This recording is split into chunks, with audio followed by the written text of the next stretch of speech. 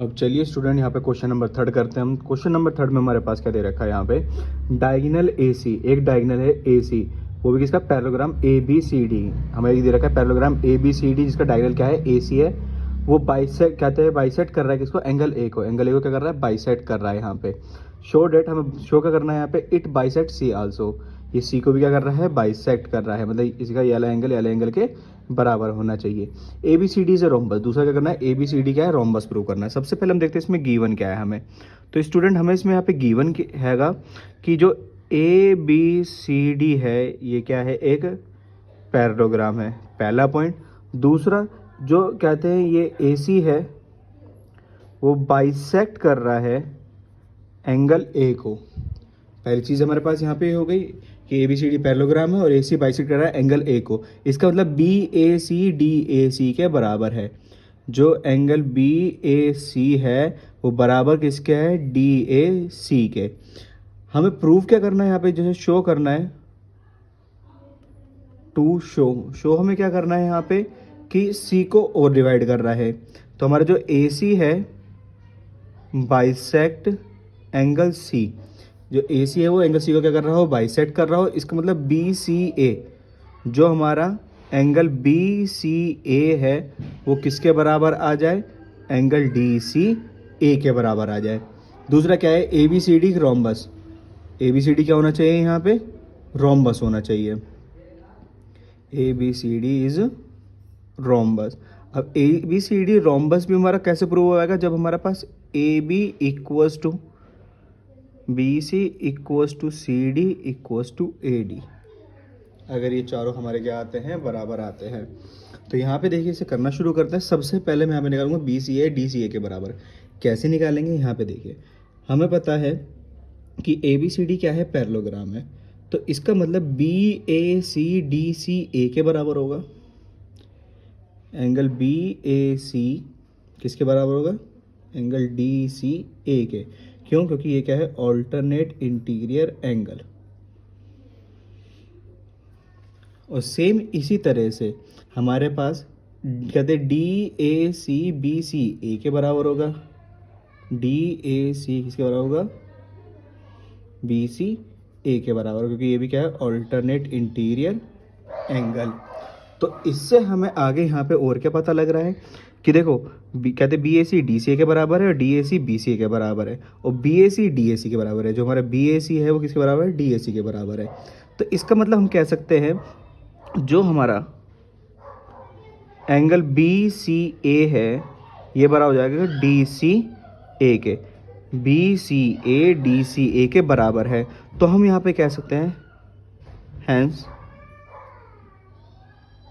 ए C bisect angle C also, क्योंकि दोनों हमारे क्या आ गए यहाँ पे, बराबर आ चुके हैं।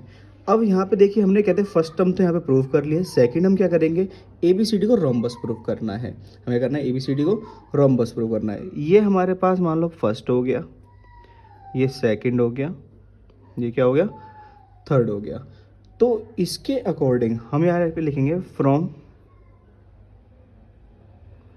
First second and third we get what we get, कि हमारा जो एंगल पहले बी ए सी है वो किसके बराबर था, एंगल डी ए सी के।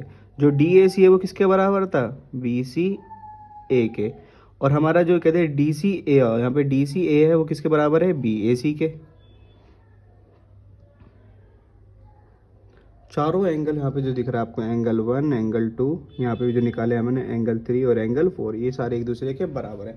इसका मतलब मैं यहाँ पे कह सकता हूँ कि जो एंगल 1 है वो किसके बराबर है, एंगल 3 के। अगर एंगल 1 एंगल 3 के बराबर है यहाँ पे, तो जो हमारा ए डी होगा वो किसके बराबर हो जाएगा, डी सी के बराबर हो जाएगा। क्यों,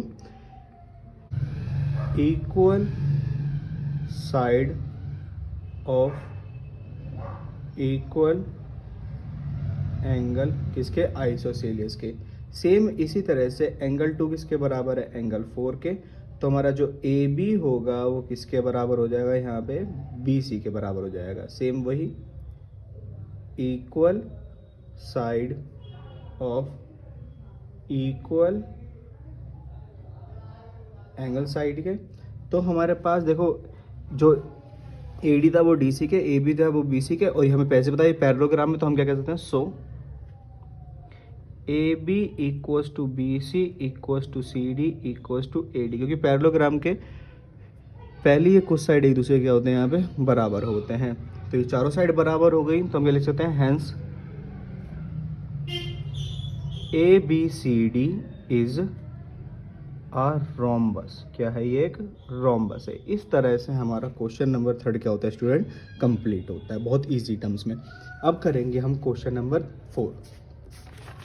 क्वेश्चन नंबर 4 में देखिए यहाँ पे क्या दे रखा है हमें कि ABCD is a rectangle. ABCD क्या है हमारे पास, रेक्टेंगल है, जैसे मैंने यहाँ पे फॉर्म कर रखा है। In which AC bisect angle A और as well as angle C। जो AC है वो बाइसेक्ट कर रहा है एंगल A को भी और एंगल C को भी। इसका मतलब एंगल 1 और ये एंगल 2, ये वाला कौन सा हो जाएगा, एंगल 3 और एंगल 4। ये इसका मतलब हमारे पास गिवन हो जाएगा ABCD इज रेक्टेंगल जहाँ पे AC बाइसेक्ट कर रहा है angle A and angle C को। तो हमारे पास यहाँ पे जो एंगल 1 है वो किसके बराबर हो जाएगा, एंगल 2 के, और जो एंगल 3 है वो किसके बराबर हो जाएगा, एंगल 4 के। हमें क्या करना है, ABCD एक स्क्वायर है, हमें क्या प्रूव करना है, ABCD क्या है, एक स्क्वायर है। To show ABCD is square, क्या प्रूव करना है हमें, स्क्वायर प्रूव करना है। दूसरा क्या प्रूव करना है, diagonal BD bisect B and D also. तो हमारे पास जो है BD बाइसेक्ट कर रहा हो angle B and angle D को।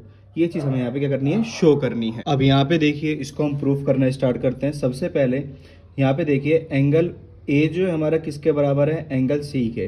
क्योंकि ये रेक्टेंगल है तो एंगल A किसके बराबर होगा, एंगल C के होगा। तो अगर मैं यहाँ पे कर दूँ हाफ ऑफ एंगल A किसके बराबर हो जाएगा, हाफ ऑफ एंगल C के।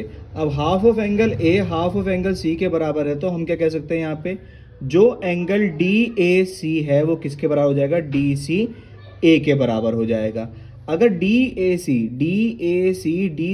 के बराबर मतलब एंगल 1 एंगल 3 के बराबर है यहाँ पे स्टूडेंट, तो हम यहाँ पे क्या देख रहे हैं कि जो हमारा AD होगा वो किसके बराबर होगा, यहाँ पे CD के बराबर होगा। यहाँ पे हमारे पास लिख लेंगे इसको, equal side of equal angles.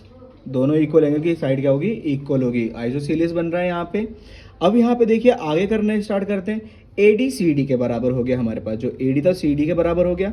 हमें पता है कि ये जो ABCD एक रेक्टेंगल है, तो AB किसके बराबर होगा, CD के। AB बराबर होगा CD के, और वहीं पर हमारा जो BC बराबर होगा किसके होगा, AD के।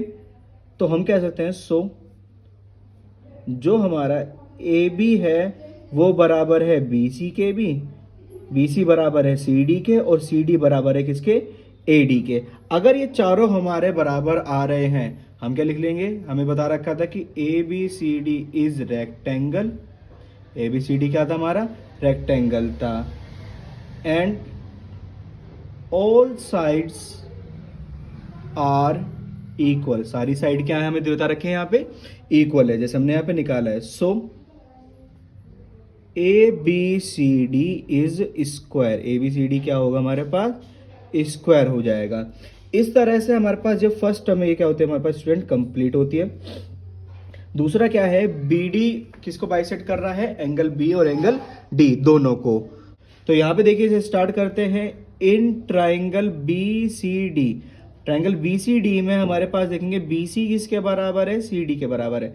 जो हमारा BC है वो किसके बराबर है, CD, क्योंकि चारों साइड क्या है, बराबर है। आगे देखते हैं, यहाँ पे करते हैं एंगल CDB किसके बराबर है, एंगल CBD के। एंगल जो हमारा CDB है वो CBD के क्या होगा, यहाँ पे बराबर है। तो हमारे पास यहाँ पे क्या कर चुके हैं, प्रूव कर चुके हैं, प्रूव्ड अबव। तो हमारे पास जो एंगल CDB है ये बराबर किसके, एंगल ABD के। जो हमारा CDB है ये किसके बराबर है, ABD के, क्योंकि ये क्या है, ऑल्टरनेट इंटीरियर एंगल, क्या हो जाएगा हमारे पास, ऑल्टरनेट इंटीरियर एंगल। तो अब यहाँ पे देखिए, एक तो हमारे पास ये बन गए और एक दूसरी इक्वेशन ये बन गई, दोनों को कंपेयर करेंगे तो हमारे पास क्या आ रहा है, जो एंगल सी बी डी है ये किसके बराबर आ रहा है, एंगल ए बी डी। जैसे ही हमारा C B D A B D के बराबर आ रहा है तो दोनों क्या हो रहे हैं, एक दूसरे के बराबर है, तो बाइसेक्ट हो रहा है। यहाँ पे लिख सकते हैं हम B D bisect, B D क्या कर रहा है, बाइसेक्ट कर रहा है एंगल बी को। इसके बाद नेक्स्ट हम कौन सा लेते हैं यहाँ पे, ऐसे ही सेम नाउ जो एंगल सी बी डी है, एंगल क्या है हमारे पास, सी बी डी, ये हमारे पास किसके बराबर था, एंगल ए बी डी के, क्योंकि ये क्या है, ऑल्टरनेट इंटीरियर एंगल। अगर ये ऑल्टरनेट इंटीरियर एंगल है तो साफ पता लग रहा है जो बी सी है वो पैरेलल है किसके, ए डी के। ऑल्टरनेट इंटीरियर एंगल तो तभी बनते हैं, तो हमारा जो एंगल सी डी बी है ये किसके बराबर हो जाएगा, A B, C D B A D B के बराबर हो जाएगा। तो हमारे पास जो बी डी है वो बाइसेक्ट कर रहा है ऑल्सो एंगल डी को। इस तरह से क्वेश्चन नंबर 4 भी हमारे स्टूडेंट क्या होता है यहाँ पे कंप्लीट होता है।